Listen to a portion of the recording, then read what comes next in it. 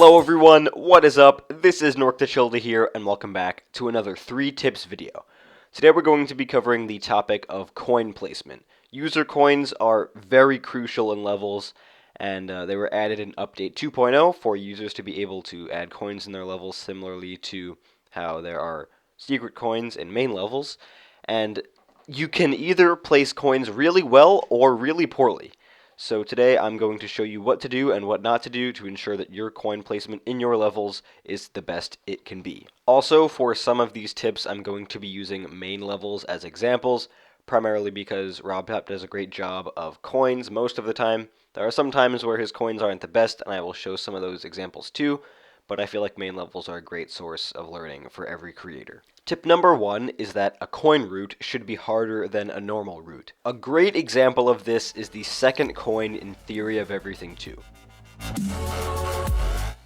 This coin is great for a lot of reasons. Firstly, as you can see here, going the normal route is a much greater space than going the coin route. If I pause it here, you can really see how entering and exiting this little triangle is such a small space. It's about a 1 block gap as compared to the normal route where it's maybe 3 or 4 blocks. Taking the coin route here is definitely a risk that players take, and that's basically what coins should be. There should be the normal route, and then there should be the coin route, which is kind of an extra challenge. If you want to get the coins, you have to work for them, and you have to take that risk. Another main level coin which does a good job of being harder than the normal route is the first coin in Clutterfunk. This coin also has a smaller space than the normal route, but it also utilizes good timing. As you can see here, you have to get up quickly enough to clear that spike and then maintain that height and go down as quickly as possible after that second spike to make sure you don't hit into the top one after the coin. This coin displays how a good coin should also have a skill attached to it. In this case, it is the timing at which you collect the coin. Another great example of a route harder than the normal route to collect a coin is the third coin in Cycles. I believe this is the best coin in the main levels. This coin route has everything when you look at it. To get up there in the first place, you have to go through a really small space, and then you're tapping a lot more than you would have to on the normal route to go up and down on those platforms to get the coin. This coin shows that a hard coin route could be just that, a route, rather than pressing once and getting the coin from that. You kind of have to have a more prolonged experience to get that coin. Tip number 2 is arguably the most important. It is to make the coin visible, or at least hint that it's there. You can see bad examples of this throughout many of the main levels. Firstly, in Dry Out here for this first coin, you just have to follow, you don't know where to go. And even though it is kind of like a good coin because you have to keep tapping to keep going and it's kind of like a route itself, you don't know it's there. The same thing happens in Base After Base, sort of, because there is a little bit of a hint with the blue portal there on the normal route, and then it happens again in Can't Let Go. 3 coins very similarly where you can't really see where to go. This is an issue primarily for finding the coins in the first place. If you're going through practice mode like I do on a lot of levels with coins, and you try to find all 3 coins throughout it, and you only find 2, and then you go back and you don't find any more, and then you look up a replay on YouTube like I do sometimes, and you can just see that the coin is like, you can't even see it. You just have to like jump somewhere that like someone found out, and you don't know how. There's no indication at all.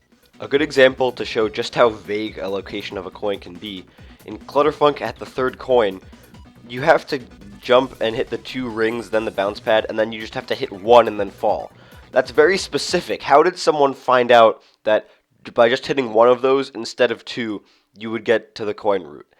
It's kind of unrealistic to think that someone would find that, and therefore you kind of run the risk of people not finding your coin and then people raging in the comments, where is the first coin, whatever, you know. So it's so much better if you have a little indication that it's there, or just have it in plain sight. You see creators put question marks or certain arrows to signify coin paths, so if you're going to make a coin kind of out of the normal field of view, make sure there's a bit of an indication that there is a path there. Also, I want to include the fact that you should not make super transparent coins.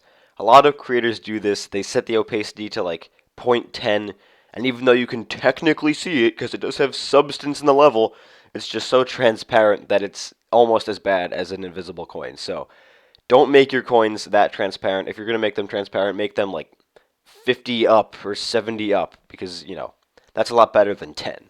Tip number 3 is to just be creative with your coins. Coin roots are always great, but there are a bunch of other ways creators can give coins to users. In Deadlocked, using a key to unlock a coin path, which is something many creators use, kind of adds an extra step and an extra challenge to get you that coin. I see this as being creative because you're putting more effort into your coin, you're adding an extra step, adding triggers, moving things, whatever to get that coin. So I think it's really awesome to see what creators can do with keys, and that's just a great way to make your coin a little bit more creative. Also, new to 2.1 is the count trigger, where you have to collect a certain amount of things to unlock something, and in this case in Finger Dash you have to collect 10 of these small coins to get you the big secret coin at the end there in the spider part. So this is just kind of a way to make your coins even more interesting than just one thing to collect, a key. You kind of have to keep collecting these coins, and they kind of have a route of their own, even in the normal route, so that's kind of cool. And whatever you can do with that count trigger now is really amazing. A lot of creators have used it so far, and it has a great potential with coins. And also try to come up with different creative ways you can include a coin. Maybe something that we've never seen before, like maybe you have to answer a question at the end of the level or something. I don't know, but try to play around with things and see if you can try to make your coins a bit better than just having a coin in a spot in the part of the level. I mean, those aren't bad coins. It's just that, if you're more creative, it's more interesting to obtain that coin and sometimes more fun. So definitely be creative with your coins, and we'll definitely have a lot better coins out there. So guys, just for a quick recap, tip number 1 was to make the coin route harder than the normal route. You don't want to have a coin where it's just you fall and you get the coin. You want to kind of work to that coin, take that risk, make the effort to collect that extra little thing in the level. Tip number 2 was to make the coin visible, or at least have a hint that it's there. A bunch of levels don't have this, where you're just kind of guessing where the coin is. It's a lot better if you put the coin in a visible spot, but if you don't, then just kind of have a bit of an indication, like a question mark, an arrow, whatever, to show you that there is a coin path there. And tip number 3, be sure to get creative with your coins. There's nothing better than a really well-constructed coin that's creative, fun, and really awesome to get.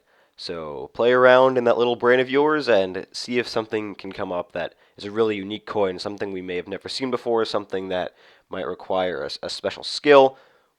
I don't know. Just make a good coin and be creative.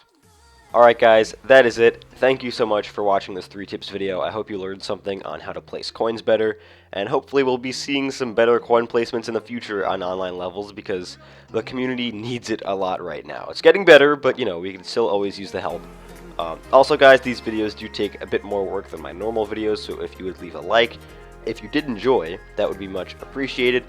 Comment below any ideas you have for future 3 tips videos. It doesn't have to be Geometry Dash related. I have to remind you guys that because, I always get flooded with Geometry Dash comments, but it could be whatever you want.